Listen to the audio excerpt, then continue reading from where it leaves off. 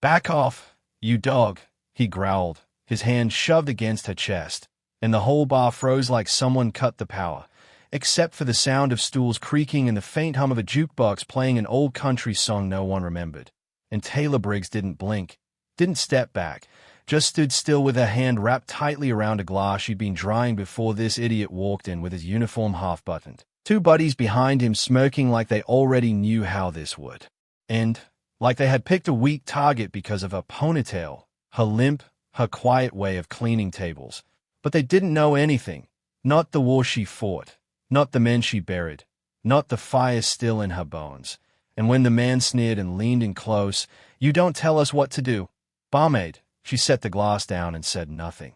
Because Taylor didn't talk when it was time to act, not back in Kandahar when her squad got ambushed, not in the hospital when doctors said she might never walk again, and not now, not for a group of half-drunk soldiers playing tough in a warm bar they'd never earned.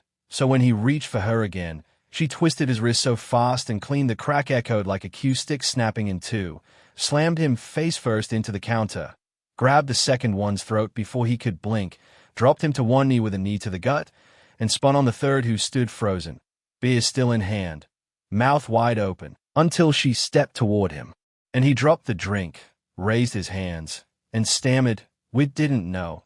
But Taylor was already walking past him, breathing slow and steady, ignoring the silence behind her, ignoring the stares, the shock, the confusion, just moving toward the door to get fresh air because her heart was racing and her knee was starting to burn and she hadn't needed to move like that in months, not since her last surgery. And now her body was reminding her it wasn't 25 anymore. But before she reached the exit, a new voice spoke from the back of the bar. Calm, deep, full of weight. "Sergeant Briggs, that was clean work." And she froze, turned, and saw him. A man she hadn't seen in 9 years, gray at the temples now, bulk still there, sitting in the shadows with a beer untouched, and his eyes locked on hers like he was waiting to see if she remembered. And she did, instantly, because Master Chief Wallace was the one who trained her in hand-to-hand back at Fort Benning, the one who told her the quiet ones last the longest. And she'd never expected to see him again, especially not in this no-name town, in this bar, on this random Thursday. "Didn't expect you to still move like that," he said, standing now, towering, his voice low, respectful, and the other patrons were whispering, stunned, because someone had recognized her, and someone had confirmed it, that the bartender wasn't just a bartender, but a soldier, a killer, a decorated war hero who had simply vanished after. The headlines faded, and Wallace walked past the 3 soldiers still struggling to get up, looked at each of them, and said, "You 3 just got taught by a legend. Hope you're smart enough to learn," and then turned back to her and said, "Let me buy you dinner," and they walked out together into the cool night. And she limped a little but didn't complain, and he noticed but didn't ask, because warriors know when to talk and when to let silence speak. And at the diner down the street, over black coffee and cheap steak, he asked, "Why here?" And she said, "Because no one here knows me." And he nodded like that made perfect sense, like he understood that sometimes being forgotten was better than being praised. And then he slid a folder across the table, thick with papers, a seal on the front, and she looked up with a frown and asked, "What's this?" And he said, "It's a request. We're starting something new, private sector, real work, high risk. Need people like you." And she said, "Nothing," opened it, skimmed the files, saw words like extraction, deep reckon, irregular response unit. And she closed the folder slowly and said, "I'm not that person anymore." But Wallace just said, "You never stopped being her." And the next day she went back to the bar like nothing happened, cleaned up the mess, nodded at the owner who still looked nervous, and kept serving drinks while whispers started to spread. That the quiet bartender took down 3 trained soldiers in seconds. That she had scars no one could see and stories she never told. And customers started watching her differently, carefully, with curiosity and respect, but she didn't feed it, didn't confirm or deny, just kept to herself. Until a week later, the 3 soldiers came back, not drunk this time, in full dress uniforms, carrying flowers and an envelope, and the leader, the one who shoved her, stepped forward and said, "I'm sorry. We were out of line. And she nodded once, took the flowers, and said, "You alive. That's what matters." And the others looked ashamed. And one asked, "Who trained you?" And she said, "The war," and walked away.